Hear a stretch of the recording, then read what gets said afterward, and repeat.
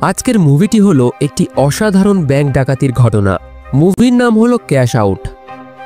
মুভিটি শুরু হয় ম্যাসন এবং অ্যামেলিয়া নামের এক দম্পতিকে দেখিয়ে, যারা তাদের প্রাইভেট প্লেনে চেপে এক বিলাসবহুল পার্টির উদ্দেশ্যে যাচ্ছিল।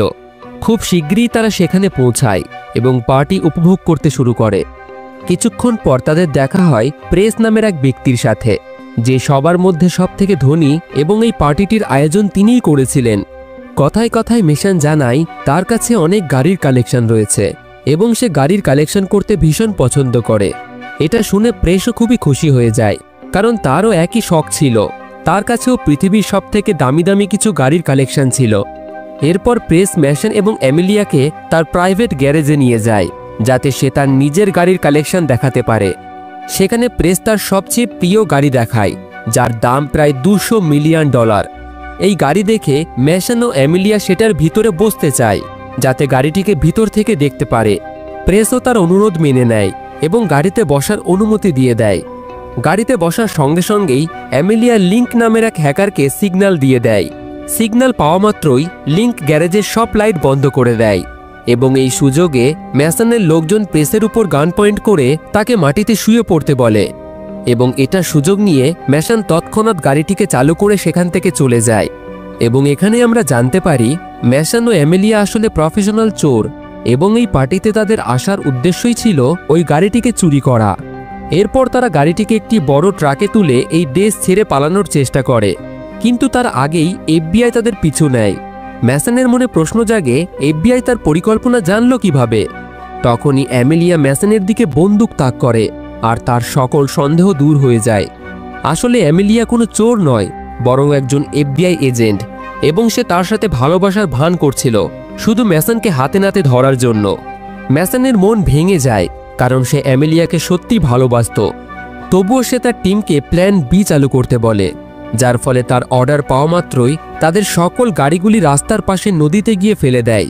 এতে তারা গাড়ি চুরি করতে না পারলেও এফবিআইয়ের হাত থেকে তারা বেঁচে যায়। এইভাবেই 3 মাস পরের দৃশ্য দেখানো হয়। ম্যাসন এখন চুরি ডাকাতি ছেড়ে শহরের বাইরে গা ঢাকা দিয়ে একটি সাধারণ জীবনযাপন করতে শুরু করেছে।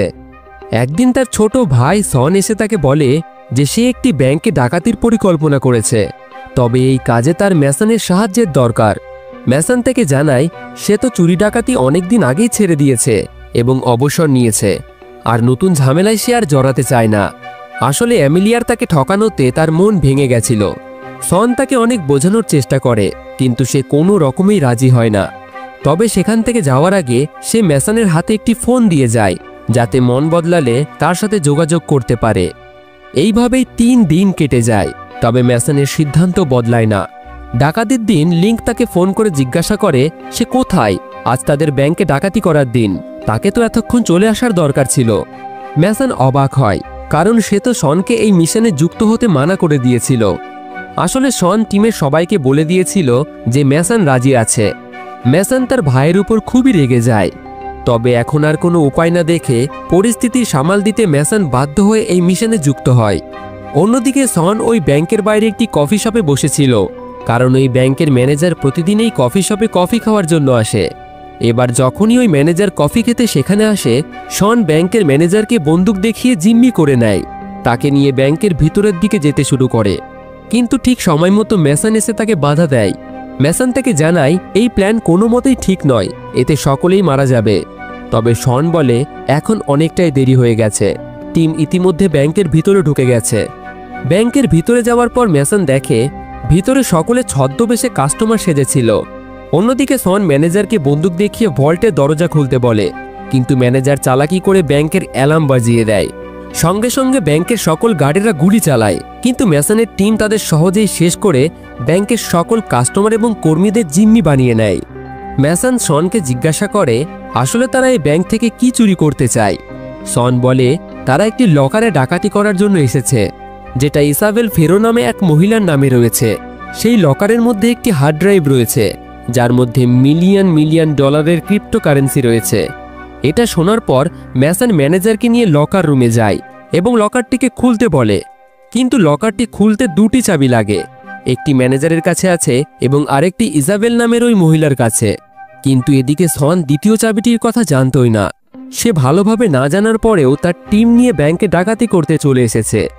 এটা শোনার পর ম্যাসন তার ওপর প্রচণ্ড রেগে যায়। কিন্তু তাদের কাছে লিঙ্ক নামে ওই হ্যাকার মেয়েটি ছিল।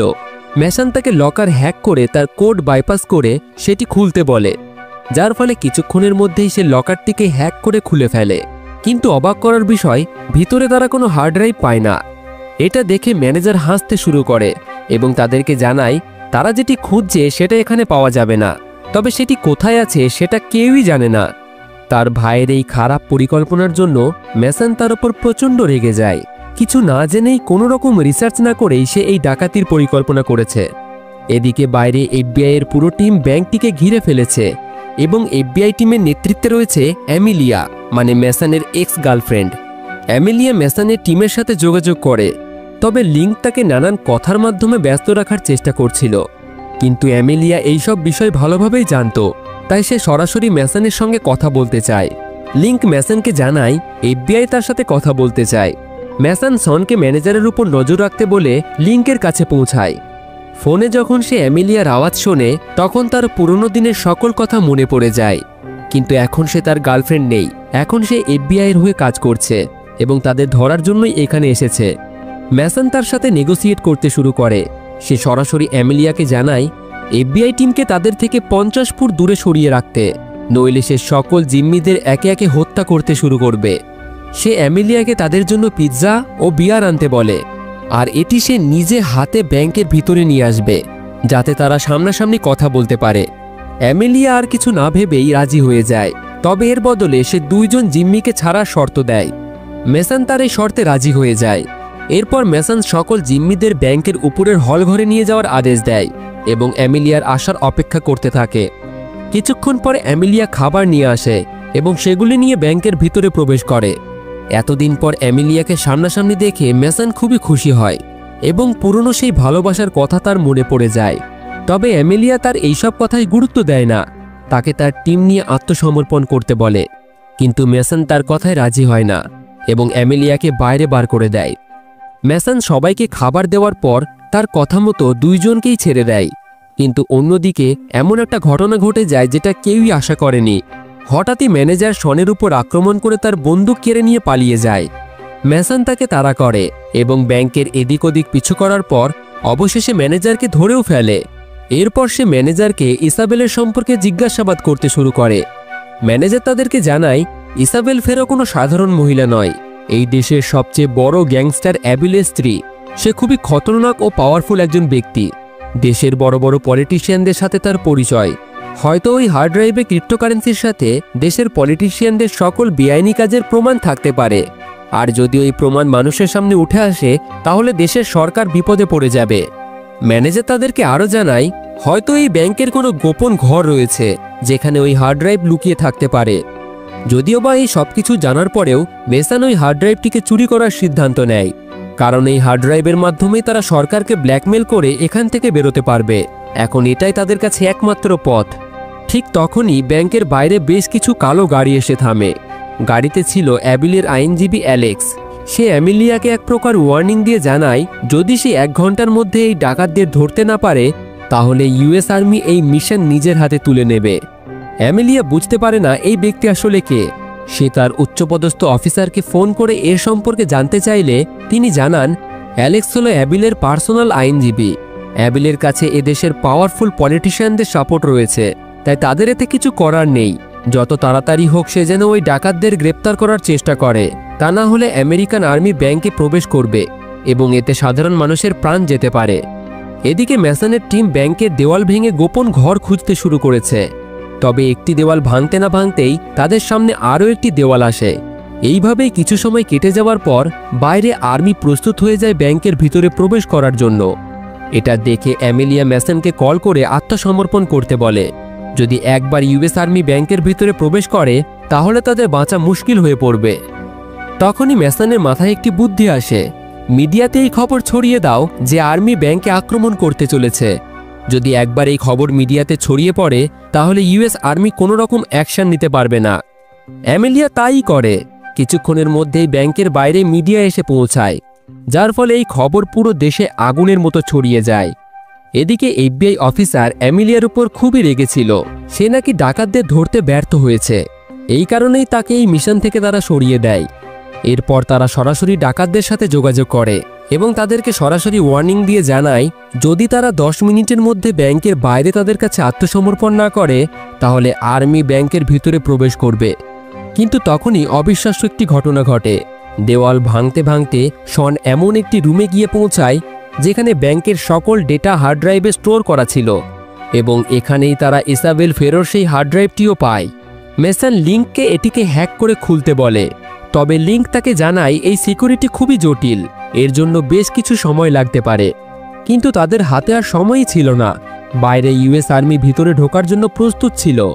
মেসন একটি পরিকল্পনা করে, সে সময় বাঁচাতে জিম্মিদের ছেড়ে দিতে বলে।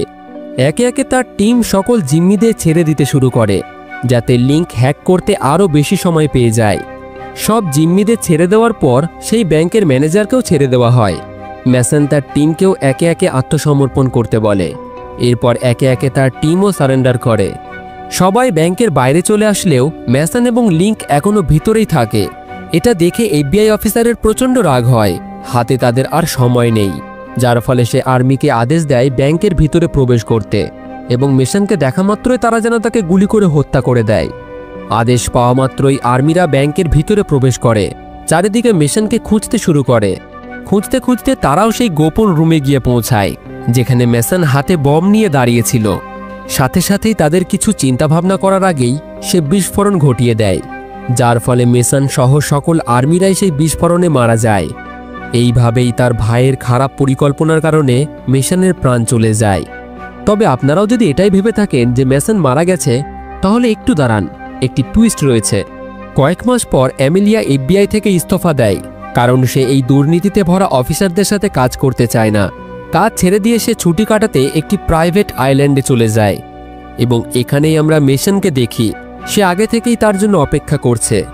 এখানেই আমরা জানতে পারি তারা দুইজনেই প্রথম থেকেই এটা পরিকল্পনা করেছিল এবং গাড়ি চুরির ঘটনাটা ইচ্ছাকৃতভাবে তারা ফেল করেছিল যাতে এফবিআই এমিলিয়াকে বিশ্বাস করে। এরপর ফ্ল্যাশব্যাক দেখানো হয়। বিস্ফোরণের কিছুক্ষণ আগে মেসন আর্মির সামনে একটি ডিমান্ড রাখে যে সে অ্যাবিলের আইনজীবী অ্যালেক্সের সাথে দেখা করতে চায়। এফবিআই সৈনিকদের বাঁচানোর জন্য তার এই কথা মেনে নেয়। এছাড়াও সেই সকল এভিডেন্স মানে ওই হার্ড ড্রাইভটি তার কাছেই ছিল।